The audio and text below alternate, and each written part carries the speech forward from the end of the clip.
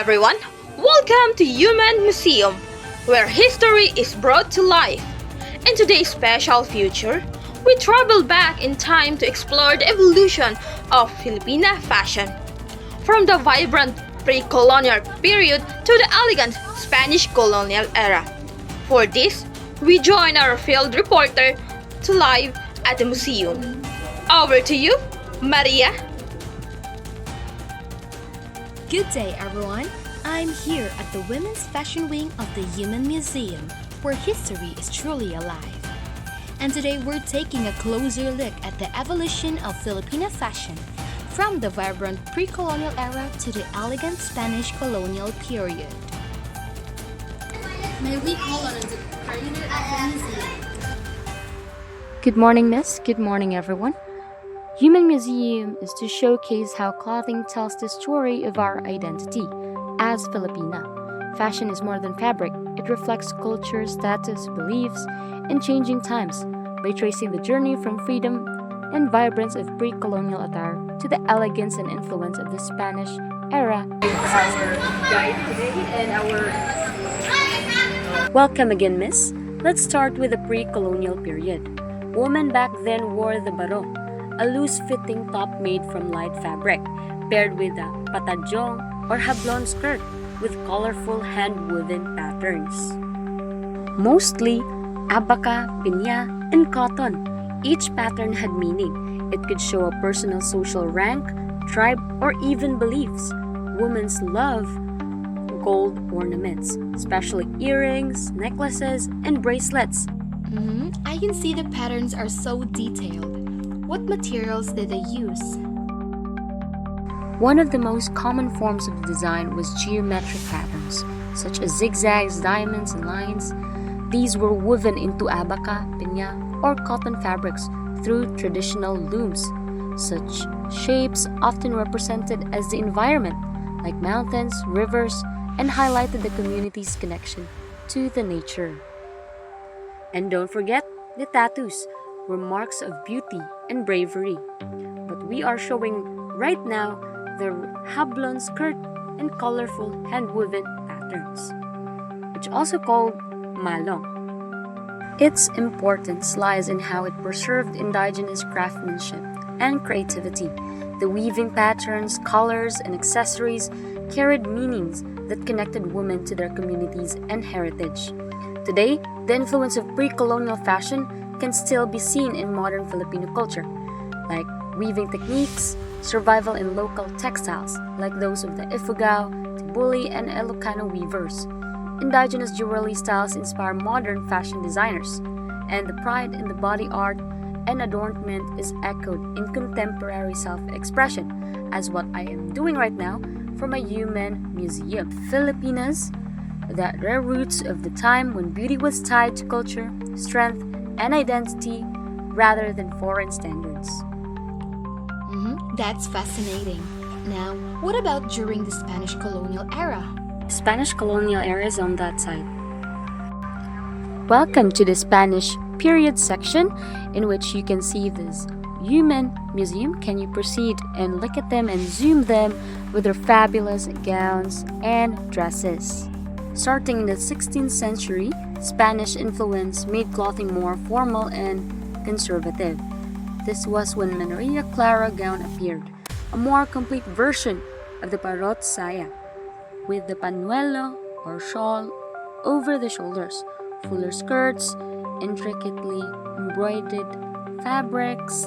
Colors were often pastel or white or formal occasions or red. Brighter colors were used for festivals and weddings. This was also when accessories like the abanica and hand fan became fashionable, a symbol of elegance and refinement. The first outfit is the camisa, was often sheer and stiffened with starch, worn with a saya skirt that had a pagoda silhouette, bell-shaped, wide at the bottom.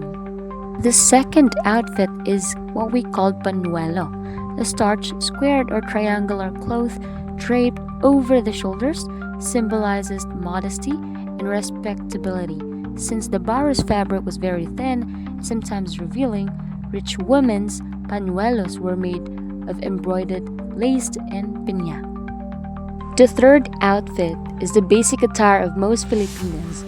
The baro, a short blouse made of sheer fabric like piña, juicy, or abaca. Next is the saya, a long wide skirt, and the tapis, a knee-length cloth worn over the saya, similar to an apron, adding both modesty and beauty. It's clear that each style reflects more than just beauty. It tells us about the life and values of the time. As you can see, here is my human museum concept that showcases human history, culture, and experiences throughout interactive exhibits. From Spanish period to pre-colonial period, there is a fusion of styles, which combining traditional Spanish and pre-colonial elements, incorporating indigenous patterns into Spanish-style clothing. The evolution of women's fashion in the Philippines reflects the larger cultural shifts brought by colonization. During the pre-colonial period, women's clothing was simple, practical, and deeply tied to the local culture. But when the Spanish arrived in the 16th century, fashion began to change dramatically. Spanish colonial rule introduced ideas of modesty, formality, and social class, which reshaped the way Filipino women dressed. The simple pre-colonial wrap skirts gradually evolved into the saya, a long and more structured skirt. The baro became more refined, using finer fabrics, like piña. To meet Spanish standards of modesty, women began wearing the pañuelo. It highlights how fashion became a tool of both colonial influence and cultural resilience. While Spanish rule imposed modesty and hierarchy, Filipino women adapted these designs with local textiles and creativity. The transition continues to inspire modern Filipino designers who combine pre-colonial weaving patterns with the elegance of Spanish-era silhouettes, proving that women's fashion in the Philippines is a living tapestry of history and identity. That's the guide for our end today list.